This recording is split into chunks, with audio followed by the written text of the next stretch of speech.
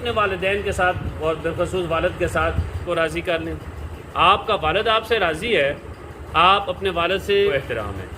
آپ کو اگر جنت چاہیے، جنت میں جانا ہے، تو ظاہر بات ہے۔ عبداللہ بن عمر رضی اللہ عنہ سے روایت ہے، وہ نبی صلی اللہ علیہ وسلم سے روایت کرتے ہیں، نبی صلی اللہ علیہ وسلم فرماتے ہیں رضا الرب فی رضا الوالد، رب کی رضا والد کی رضا میں ہے، وسخط الرب فی سخط الوالد، اور رب کی ناراضگی والد کی ناراضگی میں ہے۔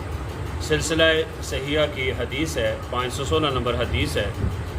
والد ایک عظیم نعمت ہے، والد راضی تو رب راضی، والد ناراض تو رب ناراض۔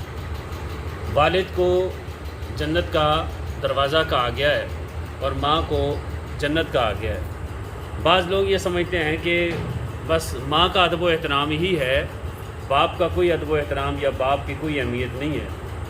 یہ بات ضرور ہے کہ باپ کی بنسبت ماں کا ادب و احترام زیادہ ہے، لیکن باپ کا بھی ادب و احترام ہے۔ آپ کو اگر جنت چاہیے، جنت میں جانا ہے، تو ظاہر بات ہے آپ جنت کے دروازے سے ہی داخل ہوں گے۔ جنت کی دیواروں سے پھلانگ کے تو آپ کو اندر جانے کی اجازت نہیں ملے گی، اور جنت کا دروازہ نبی کریم صلی اللہ علیہ وسلم نے باپ کو قرار دیا ہے۔ اب باپ ہی راضی نہ ہوگا تو آپ جنت میں کیسے داخل ہوں گے؟ اور آپ کا رب آپ سے راضی نہیں ہوگا، آپ کیسے جنت میں جائیں گے؟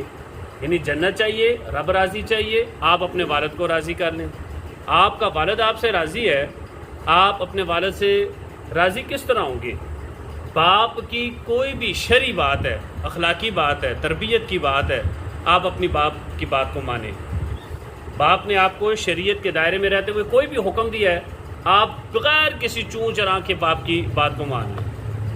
حتیٰ کہ اگر یعنی کہ ماں باپ آپ کے کافر بھی ہیں، مشرک بھی ہیں، کوئی بے دین بھی ہیں، اللہ معاف فرمائے، ہمارے تو ماں باپ الحمدللہ مسلمان ہیں نا، یعنی ایک مثال کے طور پہ ایسے بھی ہیں، تو تب بھی اپنے والدین کے ساتھ اور بالخصوص والد کے ساتھ بے ادبی اور گستاخی کی کوئی اجازت نہیں ہے۔ جو والد کا مقام ہے وہ اپنی جگہ پہ ہے، والد کا احترام اپنی جگہ پہ لازم ہے، ادب و احترام اس کے ساتھ لازمی ہے، لیکن جو بات اس کی شریعت کے مطابق ہوگی وہ بات ماننا بھی فرض ہے، کیونکہ وہ رب کی بات آپ مان رہے ہیں جو آپ والد کی بات کو مان رہے ہیں۔ جب آپ اپنے والد کی بات کو نہیں مان رہے، اب رب کی بات کیسے مانیں گے؟